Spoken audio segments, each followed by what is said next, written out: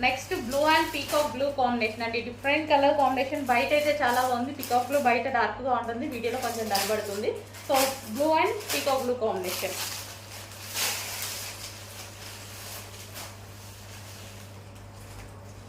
So మంచి colour combinations లో అయితే వచ్చేసాయి శారీస్.